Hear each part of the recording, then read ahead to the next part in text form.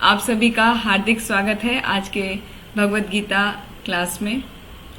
आज हमारा 13वें अध्याय का दूसरा सेशन है और जिसमें हम कर्म योग का वर्णन करने वाले हैं कि हमारे लिए क्या क्या जरूरी कार्य हैं, वो हमें किस तरह कार्यों को कर्म योग में परिवर्तित करना है, वो आज हम सीखेंगे। तो आइए अपने सत्र का शुरुआत करते हैं मंगलाचरण से। ओम अज्ञानतिमिरन्धस्य ज्ञानञ्जनाशलाकया चक्षुरुन्मिलितं येन तस्मै श्रीगुरवे नमः।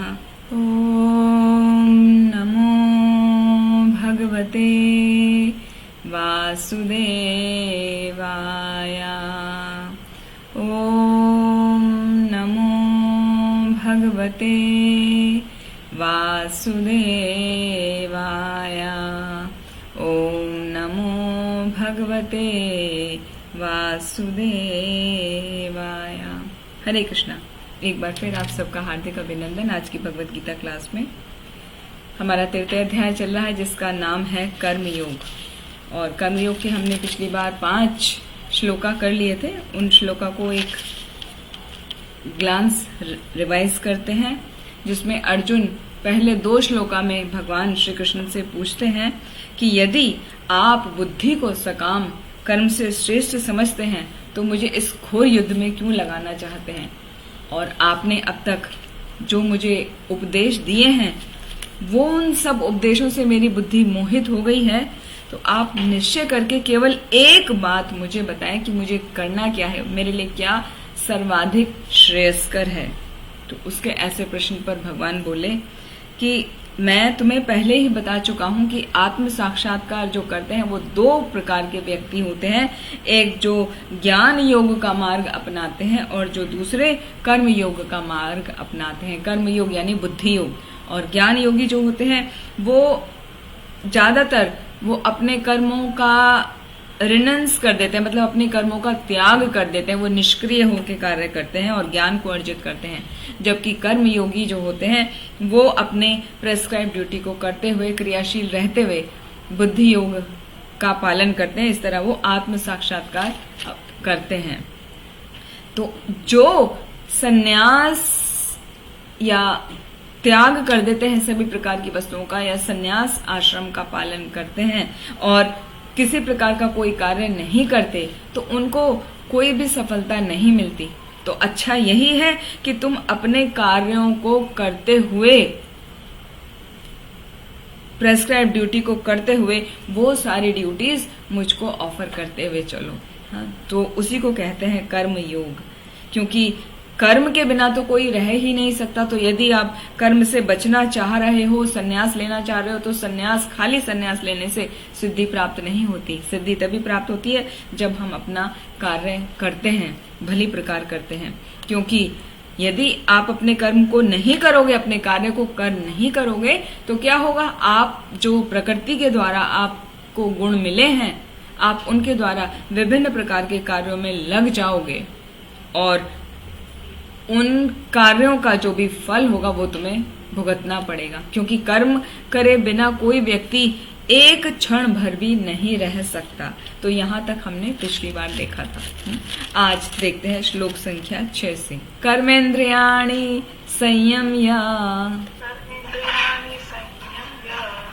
या आस्ते मनसा स्मरन्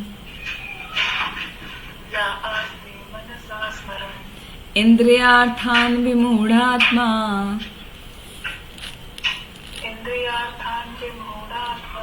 मिथ्याचारः स उच्यते। थैंक यू बेटा। तो श्लोक संख्या 6 से 9 तक भगवान ने बताया मिथ्याचारी कौन होते हैं। अभी कर्म का ही पूरा बता रहे हैं ना भगवान। तो ये बता रहे हैं कि तुम्हें अपने स्वभाव के अनुसार कर्म करना ही पड़ेगा।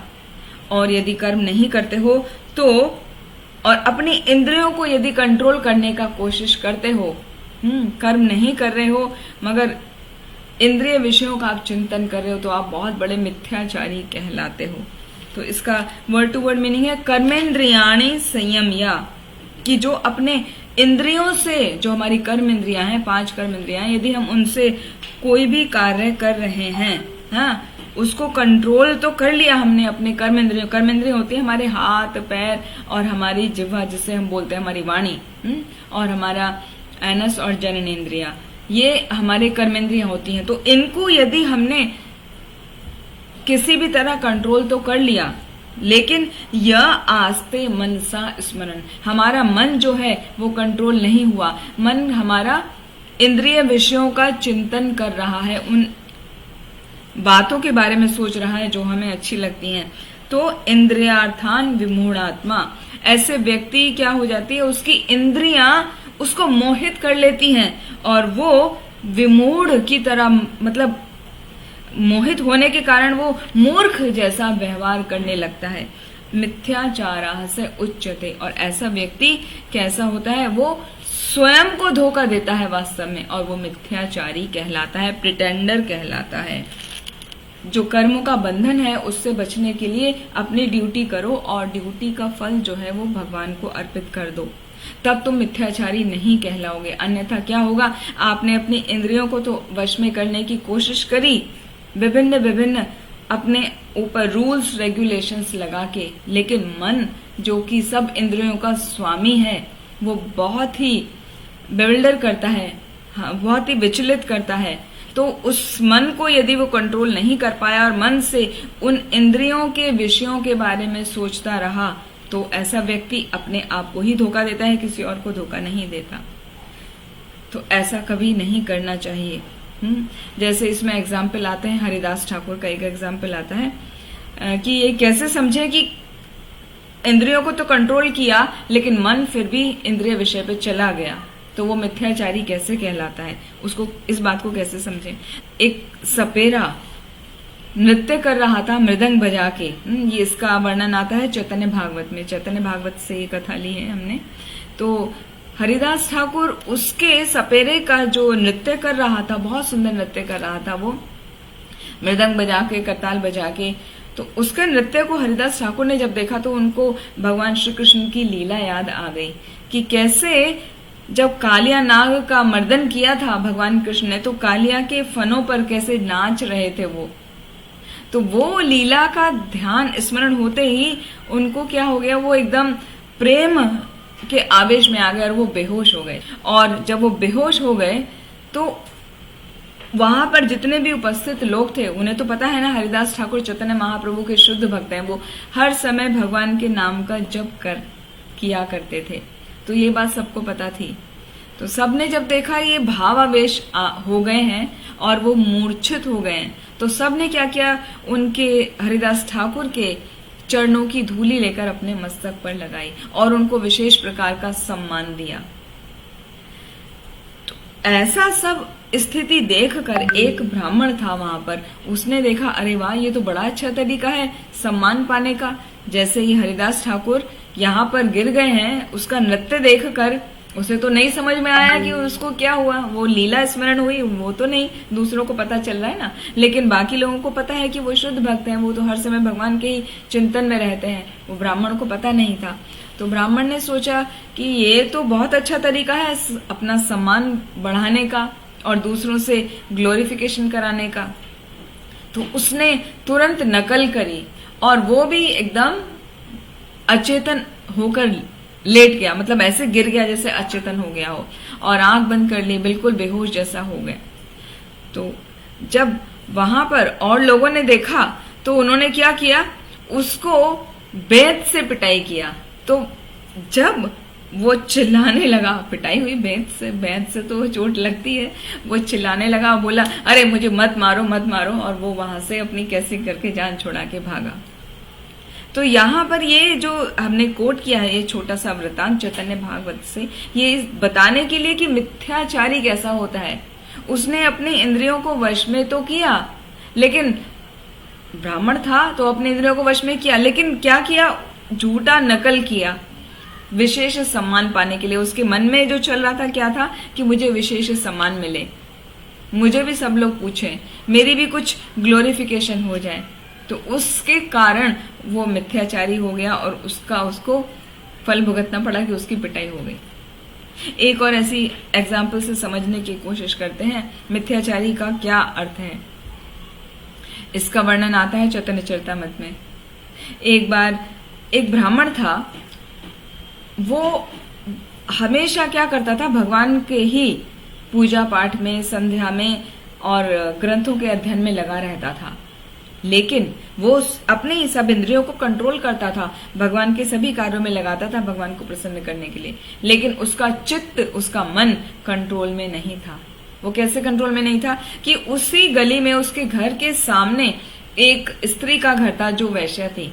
हाँ, तो उसके घर में निरंतर अलग अलग कस्टमर्स आते रहते थे। तो उसका ध्यान सब कुछ करते हुए भी अपनी सब क्रियाएं कर रहा है, भगवान की सेवा में लगा है, लेकिन उसका मन वहीं पर रहता था। अरे अब उसके घर में कौन कस्टमर आया, अब कौन जा रहा है, कितना देर वो रहा, अभी कौन आ रहा है। तो उसके मन में उस स्त्री के प्रति, हाँ, जो वो गलत कार्य करती थी अपनी जीविका के लिए, उसके पास और कोई तरीका नहीं था, वो अकेले ही रहती थी, तो उसके लिए उसके मन में, ब्राह्मण के मन में बहुत ही घृणा थी। अरे कितना घृणित कार्य ये करती है स्त्री अपना जीविका पालन के लिए। तो उस घृणा के साथ में उसको देख रहा था, मगर निरंतर चिंतन उसी का कर रहा था कि अब क्या चल रहा है, अब कौन आ रहा है, अब कौन जा रहा है उसके घर से, कितना समय हुआ, कितने समय में कौन आ रहा है, कौन जा रहा है। तो वो क्रियाएं कर रहा है, मगर फिर भी ध्यान उसका वहां है। उधर उल्टा था एकदम। वो जो स्त्री थी वो देखा करती कि ये ब्राह्मण कितना शुद्ध ब्राह्मण है, हर समय भगवान की पूजा पाठ में लगा रहता है, शास्त्रों के अध्ययन में लगा रहता है, नाम जप में लगा रहता है। काश मुझे भी ऐसा अवसर मिल पाता कि मैं भी भगवान की भक्ति कर पाती। मुझे अपनी जीविका चलाने के लिए, पेट के पालन के लिए इस दुष्कृत्य में लगना पड़ रहा है। उसे अपने कार्य से बहुत ही घृणा होती थी, अपने आप से घृणा होती थी, और उसको उस ब्राह्मण के प्रति बहुत ही सम्मान था, बहुत ही आदर भाव से वो उसको देखा करती थी। तो एक दिन क्या हुआ, एक दिन वहां जैसे भूकंप आता है ना, इस टाइप से हो गया, और उस भूकंप में आसपास के सभी एरिया जो थे सबके घर तहस नहस हो गए, और वो लोग वहां मलबे में गिर के वो मर गए। अब मर गए तो क्या स्थिति हुई, जो ये वैश्या थी उसको मिला स्वर्ग, वो स्वर्ग को गई, और ये जो ब्राह्मण था इसको नरक मिला। तो ब्राह्मण ने वहां पे जाके फिर पूछा कि मुझे नरक की प्राप्ति क्यों हुई है। तो वहां उसको बताया गया कि भाई तुम भले ही अपने इंद्रियों से कंट्रोल करके इंद्रियों को सही कार्य करते थे, भगवान की सेवा में लगते थे, लेकिन तुम्हारा मन तो कंट्रोल नहीं था, मन तो उस स्त्री का ही चिंतन करता रहता था। इसीलिए तुम्हारी स्थिति क्या हुई कि तुम्हें ये गति मिली नरक की, क्योंकि तुम्हारा मन कंट्रोल नहीं था।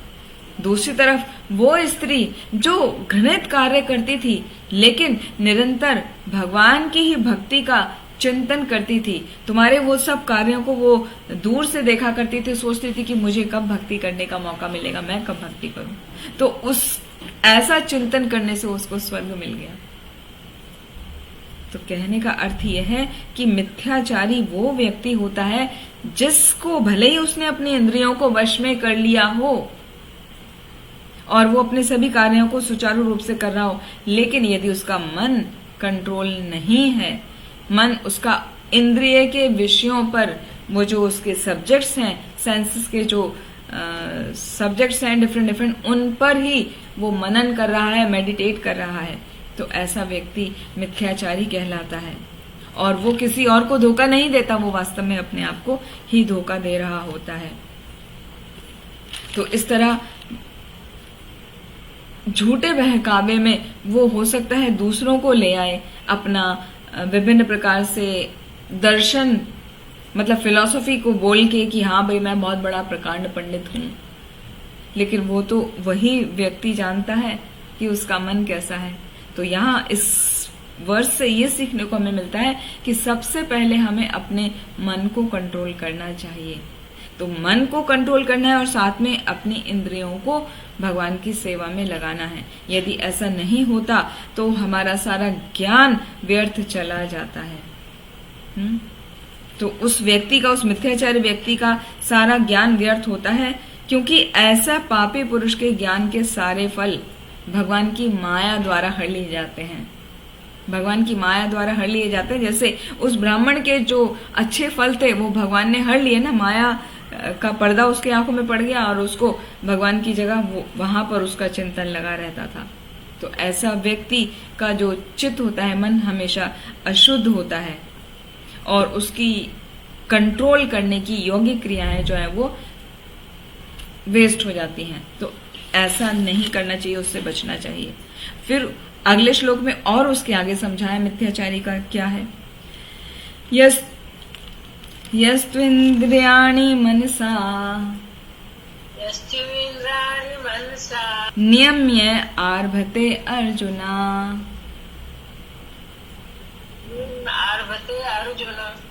कर्मेन्द्रिय कर्मयोगम असक्तः स विशिष्यते।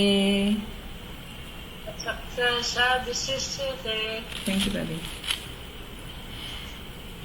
यस्तु इंद्रियाणि मनसा, दूसरी ओर वो व्यक्ति जिसका मन क्या है, वो कंट्रोल में है। नियम्य मतलब कंट्रोल में किया है। हे अर्जुन, वो व्यक्ति दूसरी ओर जिसने अपना मन को कंट्रोल किया। पहले क्या बताया था? इंद्रियों को कंट्रोल किया मगर मन को नहीं। अब यहां पर बता रहे हैं श्लोका में जिसने मन को कंट्रोल में किया है। और कर्मेंद्रिय कर्म योगम असक्तः स विशिष्यते, और बिना आसक्ति के कर्म योग प्रारंभ करता है। मतलब अपनी जो इंद्रियां हैं उनको कर्म योग में लगाता है, यानी प्रेस्क्राइब ड्यूटी करता है। तो वो सिंसियर कहलाता है, वो अति उत्कृष्ट स्थिति है। जबकि पहली वाली स्थिति को क्या बताया कि वो तो खुद को धोखे दे रहा है और मिथ्याचारी है। तो कौन सी स्थिति बेटर है? जब मन को कंट्रोल किया और कर्मेंद्रियों को सेवा में लगाया बिना किसी आसक्ति के साथ। जब भगवान की सेवा में लगाया तो वो स्थिति उत्कृष्ट है।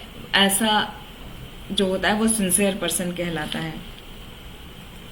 फिर आगे तात्पर्य में वर्णन किया गया है कि लंपट जीवन और इंद्रिय सुख के लिए जो छद्म योगी होते हैं वो मिथ्यावेश धारण करके अपने कर्म का पालन करने में लगे रहते हैं और कर्म का पालन करके वो जीवन लक्ष्य को प्राप्त करना चाहते हैं, लेकिन उन्होंने छद्म वेश मतलब ऐसे ही दिखाने के लिए, जैसे कहते हैं ना हाथी के दांत दिखाने के और खाने के और, तो दिखाने के लिए उसने योगी का रूप धारण किया है, एक भक्त का रूप उसने धारण किया है, अच्छा सुंदर तिलक लगाया है, कंठी माला पहना है, वैष्णव ड्रेस पहना है, हाँ कुछ मंत्रों का उच्चारण करना सीख लिया है। लेकिन यदि मन तो कंट्रोल में नहीं है तो उसका जो योग है वो सब करना व्यर्थ चला जाता है।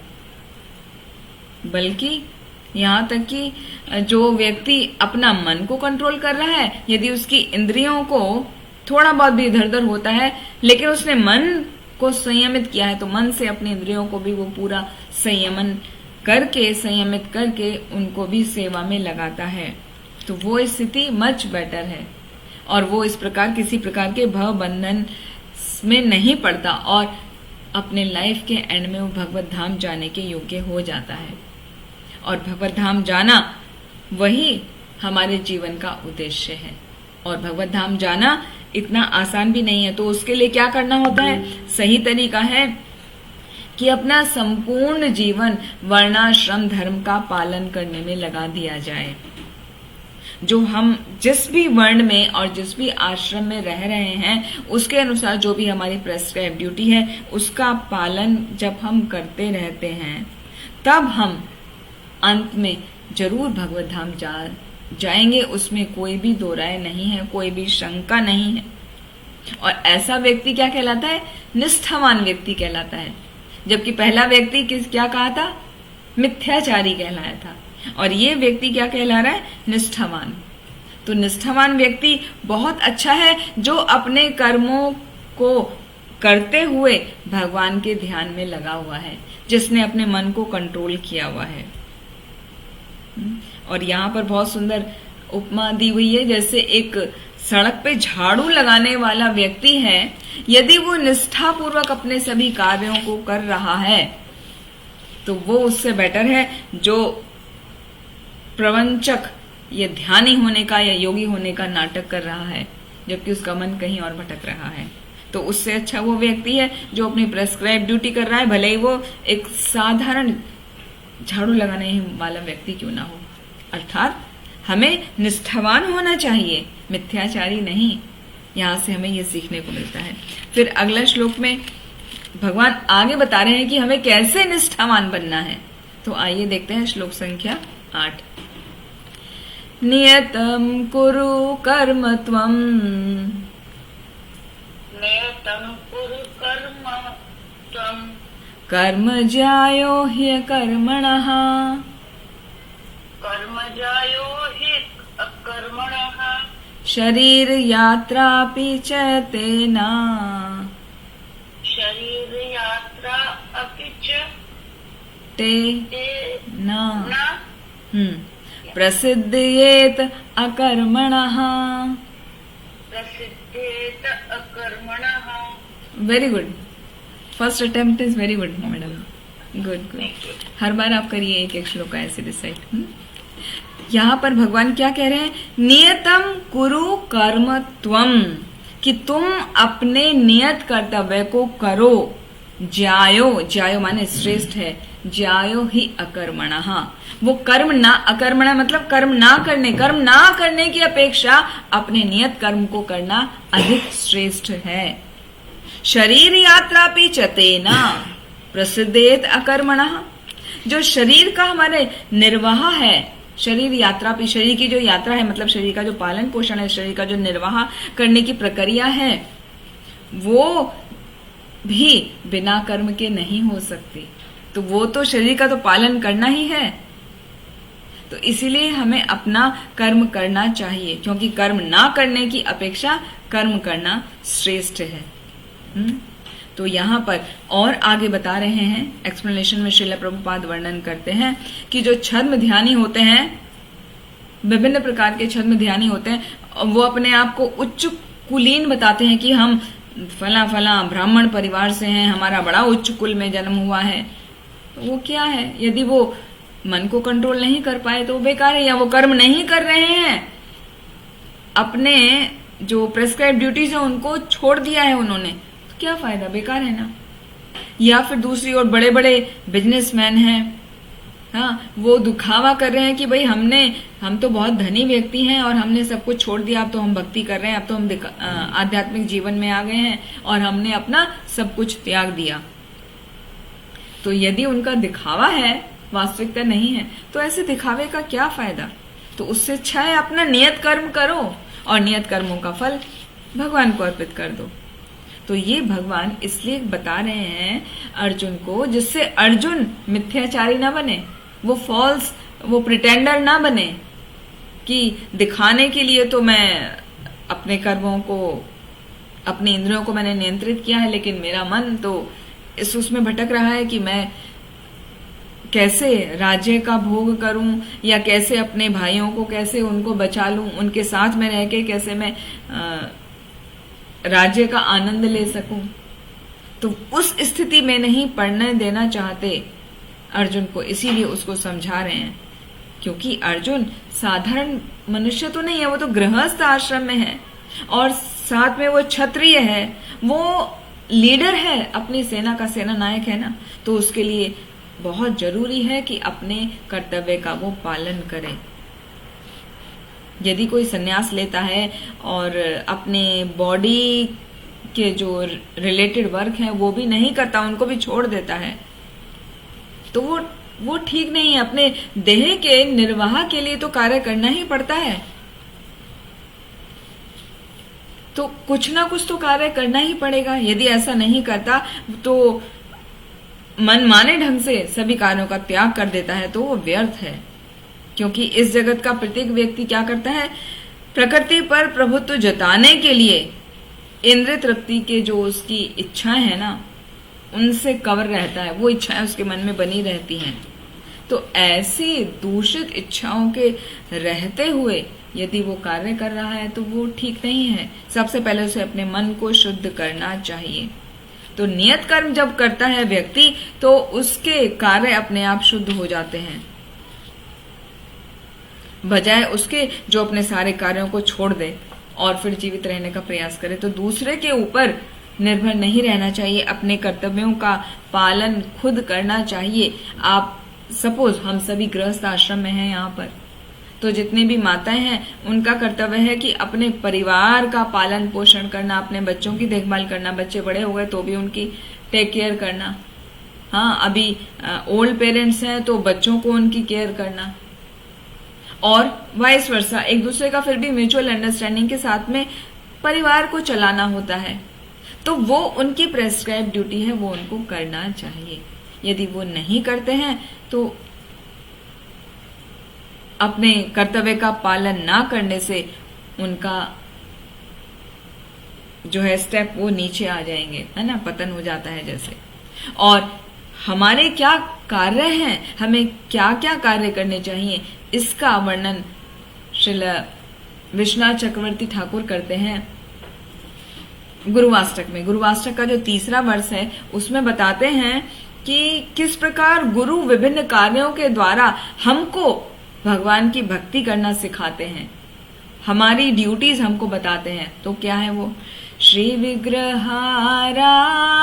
नित्य नाना श्रृंगार तन मंदिर मार्जनादो युक्तश्च भक्तांश नियुंजतोऽपि वंदे गुरो श्री चरणारविंदम। विश्वनाथ चक्रवर्ती ठाकुर कहते हैं कि मैं ऐसे गुरु के चरणों की वंदना करता हूं जो मुझे विभिन्न प्रकार से भगवान के कार्यों में सेवा में लगाते हैं, जो मुझे बताते हैं कि मुझे क्या कर्म करना चाहिए।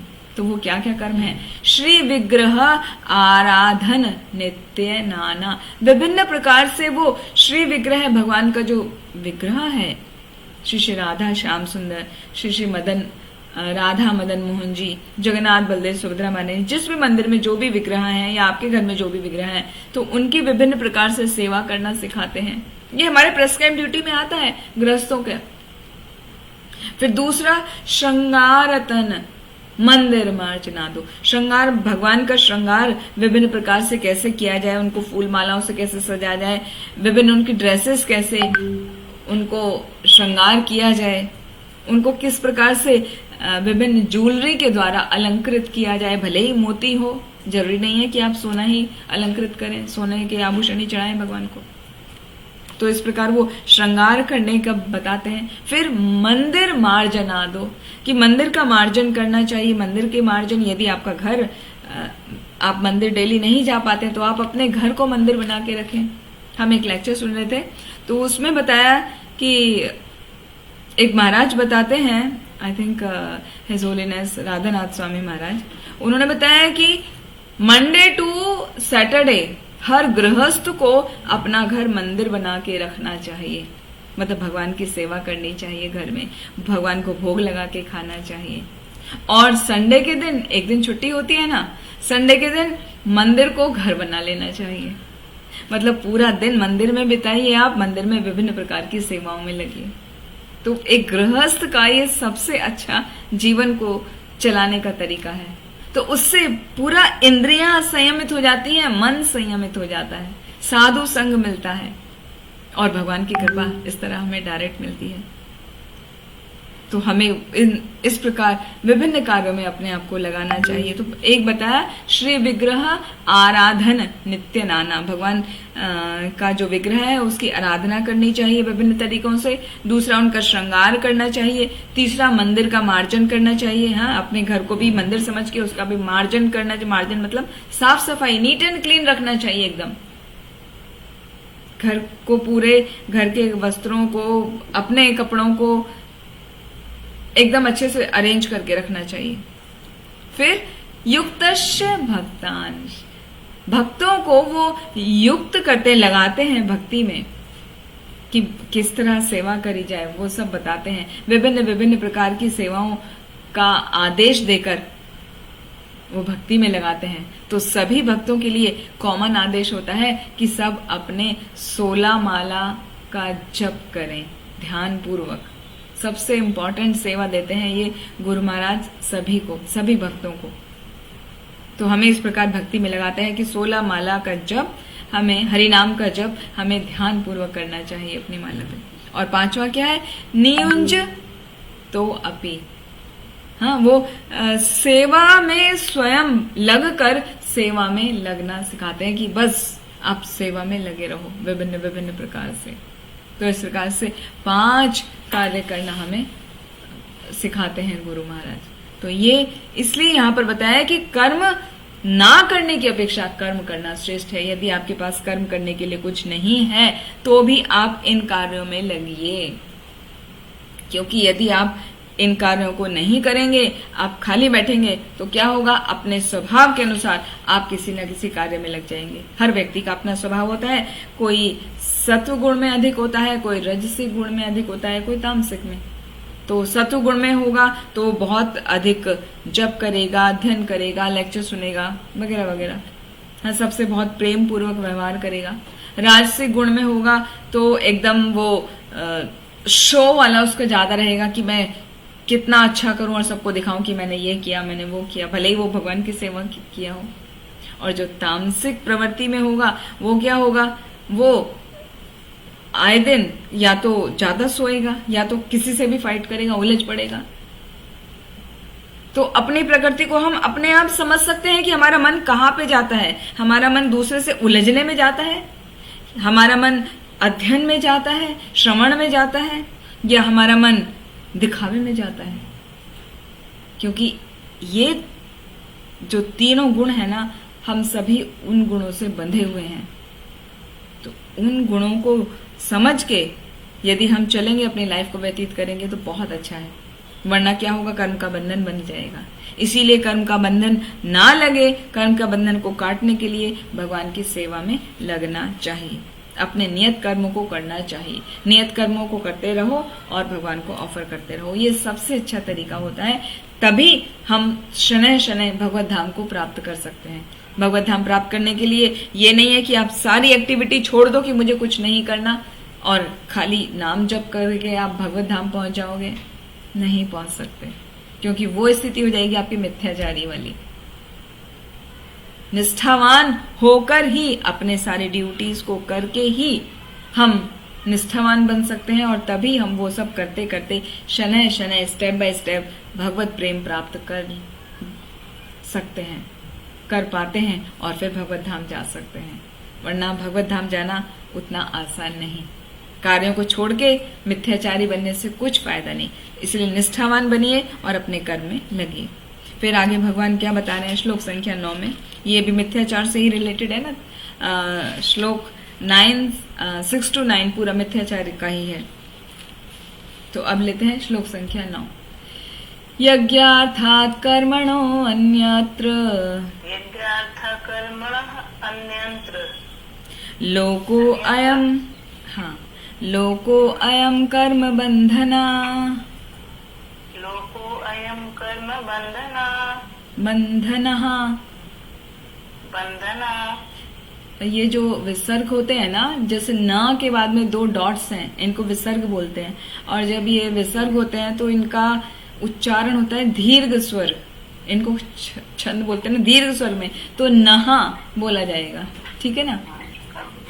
लोको अयम कर्म बंधनः, लोको अयम कर्म बंधना। Very good. तदर्थम कर्म कौन्तेया, तदर्थम कर्म कौन्तेया, मुक्त संगः समाचर, मुक्त संघ समाचरः। समाचर, चर, समाचर, हाँ, समाचरः नहीं, हाँ। ये आपको मैंने स्पेशली इसलिए बताया, भक्ति शास्त्री कर रहे हैं, और भक्ति शास्त्री में आपका श्लोका टेस्ट जब होता है तो श्लोका टेस्ट यदि रॉन्ग कर दिया तो मार्क्स करते हैं उसमें। तो आपको पता होना चाहिए कहाँ पे दीर्घ स्वर है, कहाँ पर स्वर नहीं है, तो कैसे नॉर्मल बोलना है। यज्ञार्थात् कर्मणो अन्यत्र लोको अयम कर्म बंधनः तदर्थम कर्म कौन्तेया मुक्त संगः समाचरा। यहाँ भगवान कह रहे हैं यज्ञार्थात, यज्ञ के लिए ही, यज्ञ अर्थात मतलब यज्ञ के लिए ही कर्म करना चाहिए। कर्मणः, कर्म करो। यदि आप ऐसा नहीं करते तो क्या होगा? अन्यत्र लोको अयम कर्म बंधना।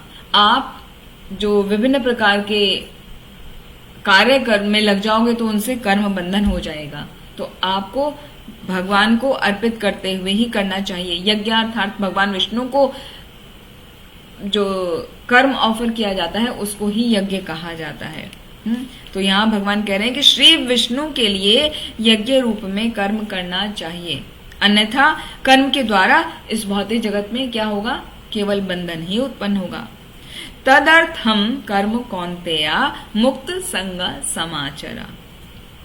कौन्तेया मतलब कुंती पुत्र। हे कुंती पुत्र, तद अर्थम उनकी प्रसन्नता के लिए। किनकी प्रसन्नता के लिए? भगवान विष्णु की प्रसन्नता के लिए। हाँ, कर्म करो, अपने कर्म को करो। किसके लिए? भगवान की प्रसन्नता के लिए। मुक्त संगा समाचरा, इस तरह तुम मुक्त हो जाओगे, यानी कर्म के बंधन से छूट जाओगे। You will detach from results of action. If you will offer all karmas to Vishnu, क्योंकि सभी कर्म भगवान विष्णु को या कृष्ण को अर्पित करके करना चाहिए। यदि ऐसा नहीं करते तो कर्म के बंधन में बंध जाओगे। तो यज्ञ जो यहाँ पर वर्ड यूज किया गया है उसका मतलब ही है कि offer your prescribed duties to Lord Vishnu without personal desire. अपने कोई इच्छा मत करो, भगवान को ऑफर करते चलो। और कृष्ण कॉन्शियसनेस में भी यही है कि हम जो भी कार्य करते हैं वो भगवान को ऑफर करते हैं। खाते हैं तो भगवान को ऑफर करके हम प्रसाद पाते हैं।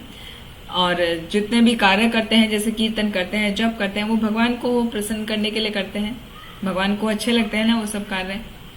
और यदि हम अपने गृहस्थ जीवन का पालन कर रहे हैं, गृहस्थ आश्रम में हैं, तो हम जो भी कार्य कर रहे हैं अपने परिवार का देखभाल करने का, हम पर जो भी आश्रित लोग हैं उनकी देखभाल करने का, वो सब भगवान को ऑफर करते हुए करते हैं, उनको भगवान का अंश मानते हुए करते हैं। तो आप किसी प्रकार के कर्म के बंधन में नहीं लगते। यदि आप उनको अपना पुत्र या पुत्री समझ के प्रेम करते हो, उनको ये समझ के नहीं कर रहे हो कि वो भगवान का अंश उनमें है, तो मुझे उनकी सेवा में लगना है, उनसे प्रेम करना है, क्योंकि वो भी भगवान का ही अंश है। यदि इस भाव से नहीं करते हो तो आप कर्म के बंधन में बंध जाते हो। अपना बेटा अपनी बेटी समझ के भले ही उनकी सेवा करो तो वहां कर्म का बंधन लगता है। वेदों का आदेश है यज्ञो वै विष्णु, मतलब यज्ञ जो किया जाता है वो भगवान की प्रसन्नता के लिए ही किया जाता है। और वर्णाश्रम धर्म का भी एकमात्र यही उद्देश्य है कि भगवान विष्णु को प्रसन्न करना। जैसा कि विष्णु पुराण में कहा जाता है, कहा गया है 3.8.8 में, वर्णाश्रम आचरवता पुरुषेण परः पुमान् विष्णु आराध्यते पंथा नान्यत तत्तोष कारणम। अर्थात भगवान विष्णु की प्रसन्नता के लिए ही हमें वर्णाश्रम धर्म का पालन करना चाहिए। विष्णु आराध्यते, भगवान विष्णु की आराधना करनी चाहिए। तो भगवान विष्णु की आराधना के लिए अपना वर्णाश्रम धर्म का जब हम पालन करते हैं तो भगवान तुष्ट हो जाते हैं। और कोई तरीका नहीं है, और कोई विकल्प नहीं बचता हमारे पास। तो एक ही विकल्प है कि हम भगवान को प्रसन्न करने के लिए वो कार्य करें जिनसे भगवान प्रसन्न होते हैं। तो यानी अपना कार्यों को हम जाने कि भक्ति में क्या क्या हमें कार्यों में लगना होता है, और वो भगवान को अर्पित करते हुए चलें। तो किसी प्रकार का अच्छा या बुरा कोई भी आप कर्म करें उसका बंधन आपको नहीं लगेगा। वरना आप अच्छे कर्म करेंगे तो उसका फल होता है पुण्य, बुरे कर्म करेंगे तो उसका फल होता है पाप। और पाप और पुण्य आपस में एक दूसरे को काटते नहीं हैं, वो उनका फल अलग अलग तरीके से भोगना पड़ता है। तो कभी हमें सुख आता है तो हमें समझना चाहिए कि हमने कोई पुण्य कार्य किए थे, उनका फल अब हमें मिल रहा है। और अभी कोई दुख आता है तो हमें समझना चाहिए कि हमने कुछ पाप कर्म किए होंगे, उसका फल हमें मिल रहा है। तो यदि उन पाप और पुण्य कर्म को खत्म करना है उनके कर्म के बंधन से बचना है तो अपने हर कार्य को भगवान को ऑफर करते हुए चलना है, वही यज्ञ कहलाता है। और जो कलयुग है, कलयुग का सबसे अच्छा यज्ञ है संकीर्तने प्रायर यजंती ही सुमेधसा कृष्ण वर्णम तुषा कृष्णम सांगोपांगास्त पार्षदम यज्ञ संकीर्तने प्रायर यजंती ही सुमेधसा। जो सुमेधसा मतलब जो बुद्धिमान मनुष्य होते हैं वो यज्ञ किसके द्वारा करते हैं? संकीर्तन यज्ञ करते हैं, मतलब भगवान के हरि नाम का जप करते हैं। हरे कृष्ण कृष्ण कृष्ण हरे हरे, हरे राम राम राम हरे हरे। निरंतर भगवान के नामों का जप करना ही संकीर्तन है, वो ही कलयुग का महान यज्ञ है। उसके अलावा और कोई तरीका नहीं है, और वो करके ही हम प्रेमा भक्ति को प्राप्त कर जाते हैं। लेकिन इस चैप्टर में जो हम सीख रहे हैं कर्म योग में एक बात पर बार बार स्ट्रेस दे रहे हैं कि यदि भक्ति के कार्यों में लगना है तो ऐसा मत सोचिए कि अपने बाकी सभी कार्यों को छोड़ देना है, क्योंकि संन्यास से भी सिद्धि की प्राप्ति नहीं होती है। वहां पर बताया ना भगवान ने, नच संन्यास नादेवा सिद्धिम समधि गच्छति, कि संन्यास केवल संन्यास से भी सिद्धि की प्राप्ति नहीं होती है। सही तरीका है ना कर्मणान अनारंभाम कर्म नैष्कर्म्यम पुरुषो अश्नुते। कर्म से विमुख होकर कर्म फल से छुटकारा नहीं मिलता। अपना कर्म को हमें प्रेस्क्राइब ड्यूटी को करना होता है तभी, और साथ में वो ऑफर करना होता है भगवान को, तभी हम कर्म के बंधन से मुक्त हो सकते हैं। ये बात बार बार बार बार आएगी इस चैप्टर में, और 5th चैप्टर में भी ये पूरा कर्म योग में आएगा। तो इसका कहने का अर्थ है कि हमें हृदयंगम कर लेना है, इस बात को हृदय से लगा लेना है कि हमें अपने कर्म को करना है, कर्म से भागना नहीं है। अब आगे श्लोक संख्या 10 से 11 में भगवान बता रहे हैं कि यज्ञ करते करते, यज्ञ मतलब हमारा संकीर्तन यज्ञ करते करते हम किस प्रकार प्रसन्नता प्राप्त कर सकते हैं, attaining happiness by performing prescribe duties और यज्ञ, और किस प्रकार हम कॉपरेशन मैन और डेमिगॉड्स के बीच में करके प्रसन्न हो सकते हैं। तो वो है श्लोक संख्या 10 और 11 में। तो पहले श्लोक संख्या लेते हैं 10। सह यज्ञः प्रजाः सृष्ट्वा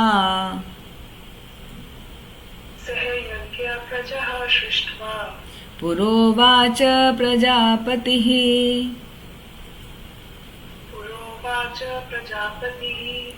अनेन प्रस्विष्य ध्वम् एष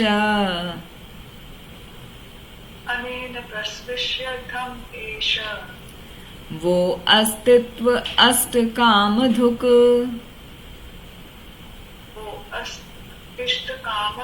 हाँ, वो अस्तु इष्ट कामधुक्। हाँ, थैंक यू बेटा।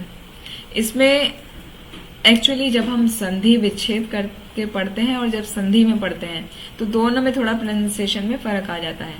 तो सही तरीका यह है हमें संधि के साथ पढ़ना चाहिए, लेकिन समझने के लिए हमें संधि विच्छेद को भी देखना चाहिए और उसका अर्थ जानने के लिए संधि विच्छेद मतलब जो नीचे वर्ड टू वर्ड मीनिंग लिखा हुआ है वो संधि विच्छेद है, और जो ऊपर लिखा हुआ है वो पूरा संधि के साथ है। तो वहां पर इसीलिए थोड़ा सा प्रोनाउंसिएशन में फर्क हो जाता है, लेकिन फिर भी ध्यान रखना चाहिए आप विच्छेद से पढ़ रहे हैं या जो भी संधि के साथ में पढ़ रहे हैं वो क्लियर होना चाहिए। Good, all you are reading very nicely. Okay, अब देखते हैं यहाँ पर क्या बोल रहे हैं। सह यज्ञ प्रजा सृष्ट्वा पुरोवाच प्रजापति ही। सृष्टि के आरंभ में, हाँ, पुरोवाच, सृष्टि के सबसे पहले आरंभ में क्या हुआ, समस्त प्राणी के जो स्वामी हैं यानी भगवान स्वयं प्रजापति हैं, उन्होंने क्या बताया कि अनेन प्रस्विष्य ध्वम एष। प्रस्विष्य ध्वम एक वर्ड है, अधिकाधिक समृद्ध हो जाओ, उनको आशीर्वाद दिया कि तुम क्या करो, एक तो यज्ञ करो और मनुष्य और देवताओं की संतति को सबसे पहले उन्होंने रचा। प्रजापति ने, भगवान ने बहुत सारे प्रोजनी को उत्पन्न किया, हाँ, बहुत सारी संततियां उत्पन्न करी, मनुष्यों की भी, देवताओं की भी। जब सब वो हो गए, यहाँ तक कि बाकी योनियों को भी, सबको उत्पन्न किया भगवान ने ही, ठीक है। उसके बाद उनको आशीर्वाद दिया कि तुम यज्ञ करो, मनुष्यों को यह आशीर्वाद दिया कि तुम यज्ञ करो और यज्ञ से सुखी रहो, क्योंकि इसको जब करोगे तो तुम्हें सुख पूर्वक तुम अपना जीवन बिता सकोगे और बाद में मुक्ति को प्राप्त करोगे, और उसके लिए तुम्हें समस्त वांछित वस्तुएं प्राप्त हो सकेंगी प्रकृति के द्वारा, भगवान की मेरी कृपा के द्वारा तुम्हें वो सभी चीजें प्राप्त हो सकेंगी। तो इसमें इंपॉर्टेंट क्या है कि यज्ञ करो। प्रजापति भगवान स्वयं है, सबसे पहले प्रजापति है भगवान स्वयं विष्णु, फिर है ब्रह्मा जी, फिर है और बाकी प्रजापति। भगवान ने उनको कार्य सौंप दिया ना एक एक करके। तो सबसे पहली रचना तो भगवान ने की ना, सबसे पहले ब्रह्मा जी को उत्पन्न किया, फिर ब्रह्मा जी ने विभिन्न सृष्टि की रचना की, उनमें से मुख्य प्रजापतियों को ये काम सौंपा गया, अभी तुम संतति की रचना करो। तो वो सब करके भगवान ने आशीर्वाद दिया कि मैंने अभी रचना कर दी है, अभी तुम संभालो, यज्ञ करो, सुखी रहो, सुख पूर्वक रहो और मुक्ति को प्राप्त करो।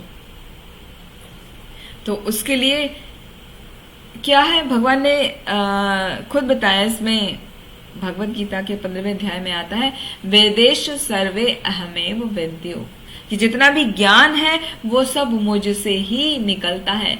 वेदों के द्वारा जानने वाला मैं ही हूं, वेदों के द्वारा जो ज्ञान है वो मुझे ही जानने के लिए है, और वेदों का संकलन करता भी मैं ही हूं। तो मुझे जानो।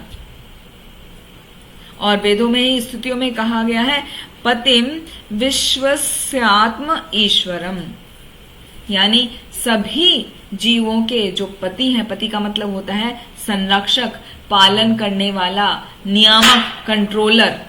तो वो कौन है? भगवान विष्णु हैं।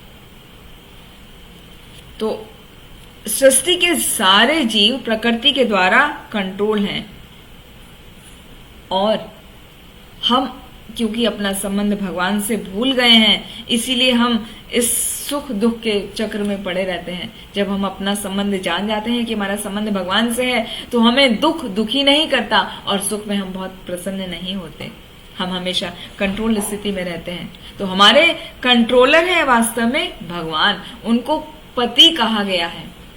तो श्रीमद् भागवतम के 2 स्कंद में आता है, 2 स्कंद के 4 अध्याय के 20वें श्लोक में आता है, पति की परिभाषा समझाई गई है। पति यानी कंट्रोलर, भगवान के लिए कहा गया है।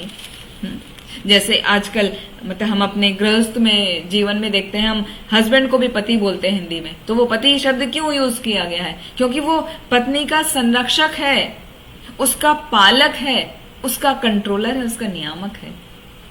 तो उस जो भगवान की इतनी बड़ी डेफिनेशन है, उसको छोटा सा अंश के रूप में उसको इसीलिए नाम दिया गया है पति।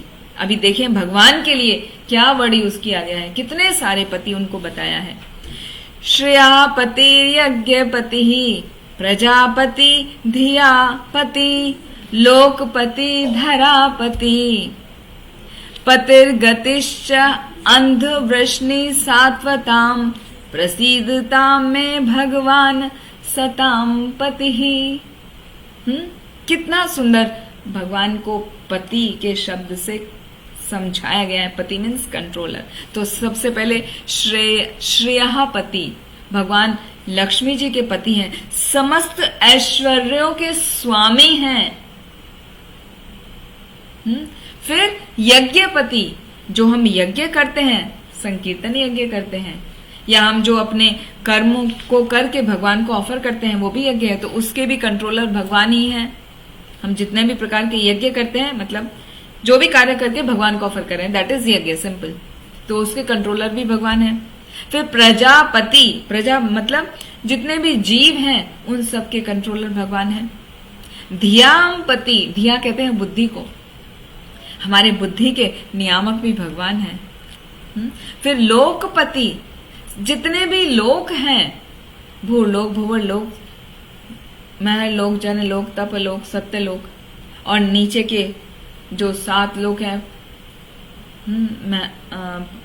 पताल, तलातल, महातल, रसातल, ये सब नीचे के लोक हैं। तो जितने भी लोग हैं वो सबके कंट्रोलर भगवान स्वयं है। तो लोकपति हैं वो। फिर धरापति, धरा कहते हैं पृथ्वी को, पृथ्वी के भी वही हैं कंट्रोलर, वही स्वामी हैं। धरापति। पतिर्गतिश्च गंध अंधक वृष्णि सात्वताम। तो ये 3 इनका वर्णन किया गया, अंधक वंश, वृष्णि वंश और सात्वताम यानी यदुवंश। इन सब के भी पति हैं, कंट्रोलर हैं, उन सब में वो अग्रणी हैं, अग्रगणी हैं। सबसे पहले उन्हीं की पूजा होती है ना।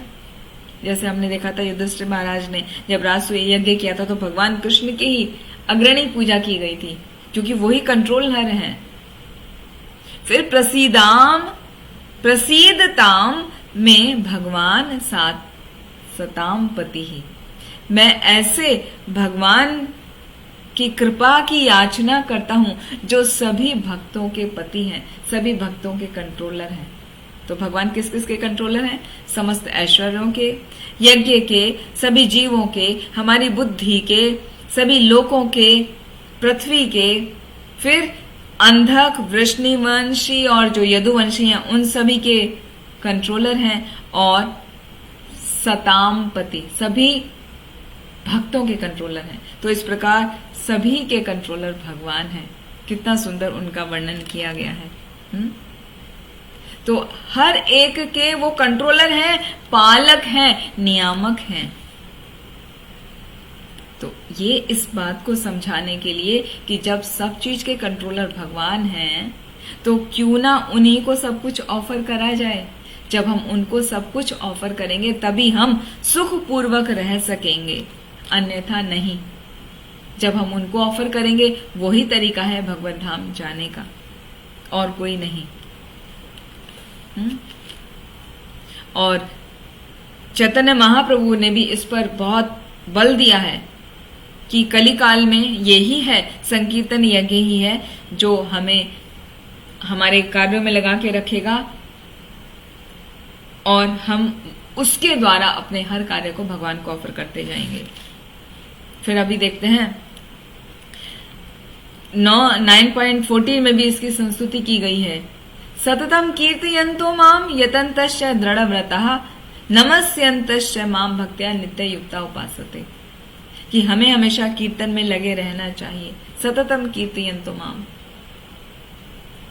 नमस्यन्तश्च भगवान को प्रणाम करना चाहिए और उनकी हमेशा उपासना करनी चाहिए। यही तरीका है इस कलयुग में यज्ञ करने का, और अब इस प्रकार अपने हर कार्य को भगवान को ऑफर करने का। तो और कैसे हम हैप्पी रह सकते हैं उसका दूसरा श्लोक है, श्लोक संख्या 11। देवान् भावयतानेना ते देवा भावयन्तु वः परस्परं भावयन्तः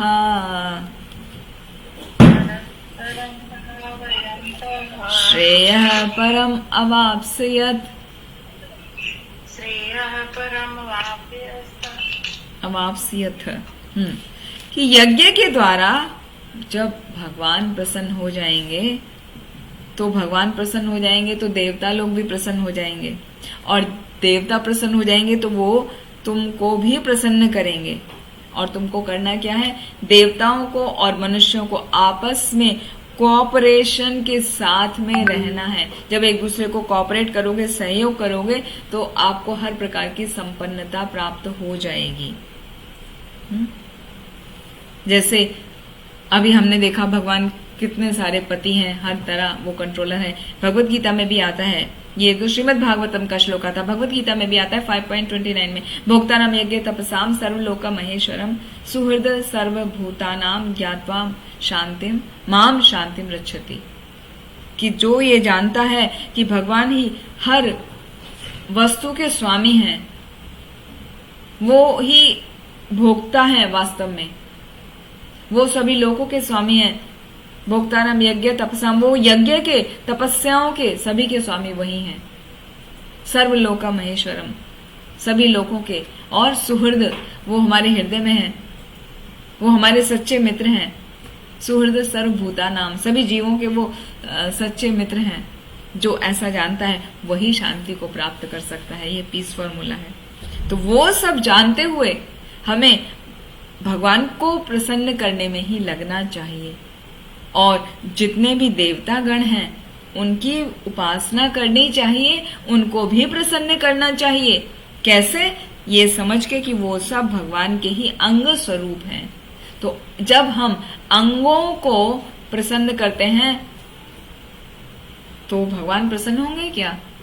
ऐसा नहीं है। हम भगवान को प्रसन्न करते हैं तो भगवान के अंग स्वरूप जो देवता हैं वो भी प्रसन्न हो जाते हैं।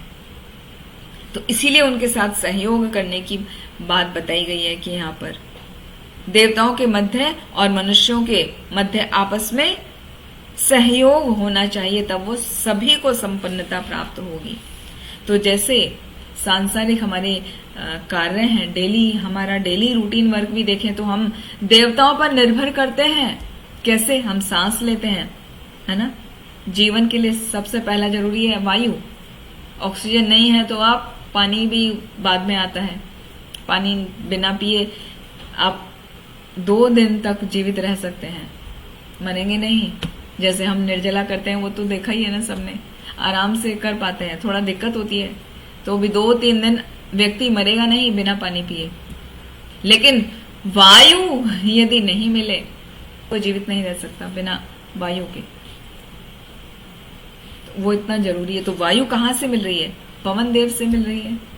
सूर्य का जो प्रकाश है वो हमें सूर्य के देव विवस्वान से प्राप्त हो रहा है, जिसके द्वारा हमारा भोजन जो पचता है, जो हमारा डाइजेशन होता है, वो सूर्य के द्वारा ही होता है।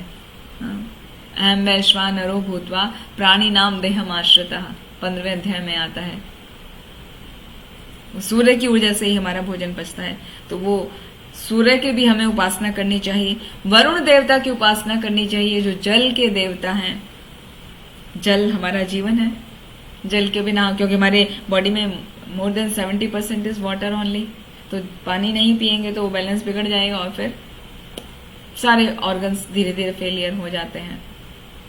तो ये कहने का अर्थ है कि ये जो हम डेली में जो चीजों का इस्तेमाल कर रहे हैं और हमें पता भी नहीं है, वो सब विभिन्न प्रकार के देवताओं के द्वारा प्रदत्त हैं, और वो देवताओं को भगवान ने ऑर्डर दिया हुआ है। भगवान की कृपा से वो हम सभी मनुष्यों को, सभी जीवों को वो ये फैसिलिटी प्रदान करते हैं। लेकिन जब हम यज्ञ करते हैं तो हमें पता होना चाहिए कि हमें पर्टिकुलर उस देवता का नाम लेके आप पूजा तो कर रहे हैं, ठीक है, कर सकते हैं, कोई दिक्कत नहीं है। लेकिन उनके भी कंट्रोलर, उनके भी नियामक हैं भगवान विष्णु। तो भगवान विष्णु की पूजा सर्वोपरि करी जाती है, उन्हीं से शुरुआत होती है, फिर बाद में बाकी की भी पूजा कर सकते हैं। क्योंकि यज्ञ के पति हैं भगवान विष्णु, उनको प्रसन्न करना अत्यंत आवश्यक है। तो विभिन्न प्रकार के जब हम यज्ञ करते हैं हम भवबंधन से मुक्त हो जाते हैं। और यज्ञ करने से क्या होता है? यज्ञ करने मतलब हमारी प्रेस्क्राइब ड्यूटीज। यज्ञ करने से हमारे जो कर्म है, जो हमारे कार्य हैं, वो पवित्र हो जाते हैं, क्योंकि हम वो कर्म का फल भगवान को ऑफर कर देते हैं। और जब हमारे कर्म पवित्र हो जाते हैं तो हमारा जीवन पवित्र हो जाता है। वो एक दूसरे से पूरा रिलेटेड है। जैसा शास्त्र में आता है, आहार शुद्धो सत्व शुद्धि, सत्व शुद्धो ध्रुवा स्मृति, स्मृति लंबे सर्व ग्रंथि नाम विप्र मोक्षः। मतलब जब हम आहार जो खाते हैं यदि वो शुद्ध होता है, यदि हम वो कृष्ण प्रसाद खा रहे हैं, केवल और केवल कृष्ण प्रसाद खा रहे हैं, मतलब भगवान को भोग लगा के खा रहे हैं, अशुद्ध भोजन नहीं कर रहे हैं, मीट ईटिंग नहीं कर रहे हैं, शुद्ध शाकाहारी भोजन कर रहे हैं, वो भी बिना प्याज लहसुन का भगवान को ऑफर करके तो वो खा रहे हैं, तो क्या होगा? आहार आपका शुद्ध हो जाएगा। तो आहार शुद्ध हो, सत्व शुद्धि, आपका जीवन पूरा उससे शुद्ध हो जाता है। सत्व शुद्ध हो, ध्रुवा स्मृति, जब हमने अच्छा खाया तो हमारा जीवन ही शुद्ध हो गया, हम कोई बुरा कार्य करेंगे ही नहीं। और जब हमारा जीवन शुद्ध हो जाता है तो हमारी स्मृति कैसी हो जाती है? वो भी शुद्ध हो जाती है, हमारे मन में कोई बुरा विचार ही नहीं आता। फिर ध्रुवा स्मृति, सत्व शुद्ध हो ध्रुवा स्मृति, और जब हमारी बुद्धि शुद्ध हो जाती है, हमारी मेमोरी शुद्ध हो जाती है, तो हमारी जो है स्मृति ऐसी हो जाती है एकदम ध्रुव निश्चयात्मकता वाली, एकदम डिटर्मिनेशन आ जाता है। और स्मृति लंबे सर्व ग्रंथि नाम विप्रमोक्षा।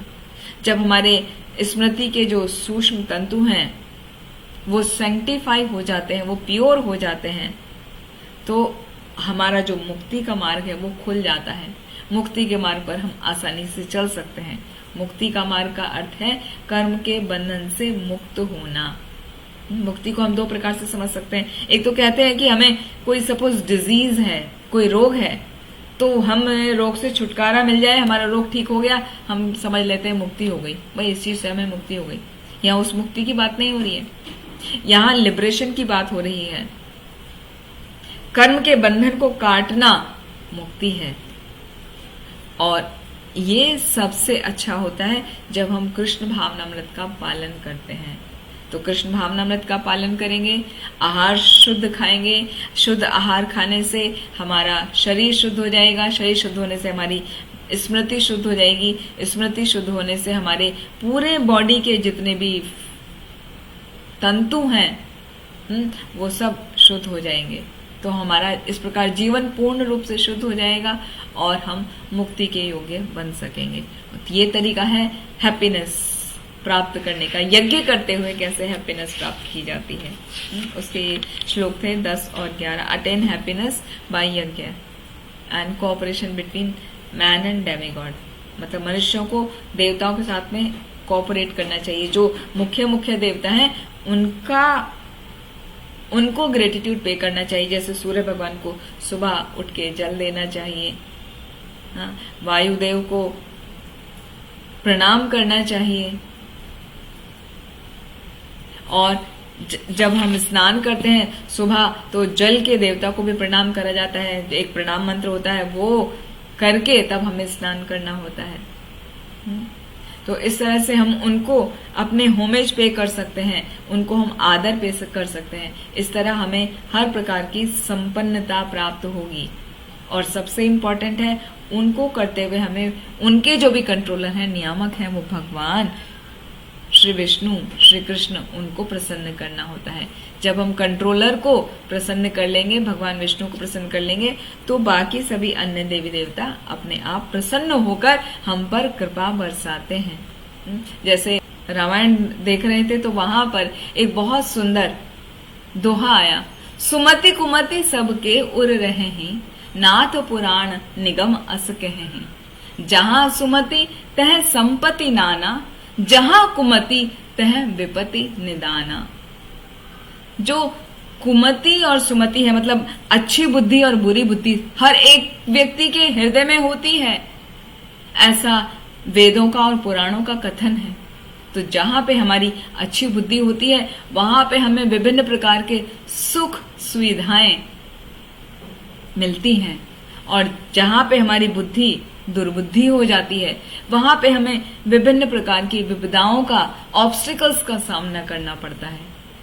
तो यदि हमारी लाइफ में बहुत सारे ऑब्स्टिकल्स आ रहे हैं तो हमें देखना चाहिए क्या हमारी ही बुद्धि, हमारे हृदय में जो है कुमति, वो ही तो मुझे परेशान नहीं कर रही। क्या मेरा डिसीजन ठीक है? क्या मैं जो लाइफ में अपने कर रहा हूं वो ठीक है? क्योंकि शास्त्रों में बताया गया है, हाँ, जहां कुमति तह विपत्ति निदाना, और जहां सुमति तह संपत्ति नाना। जहां पे अच्छी बुद्धि है, आपका सही सोच है, वहां पर आपको विभिन्न प्रकार की संपत्ति मिलती है। अर्थात सुमति रखते हुए सभी यज्ञों का अपने प्रेस्क्राइब ड्यूटीज हैं, उन सबको भगवान को ऑफर करते चलना है। तो भगवान की कृपा अपने आप मिलती है, वो ही हैप्पी होने का तरीका है। ठीक है, आज के लिए बस इतना ही, समय काफी हो चुका है। आप सभी का बहुत बहुत धन्यवाद। ग्रंथराज भगवत गीता की जय। वांछा कल्पतरुभ्यश्च कृपा सिन्धुभ्यः एव च पतितानां पावनेभ्यो वैष्णवेभ्यो नमो नमः। हरे कृष्ण।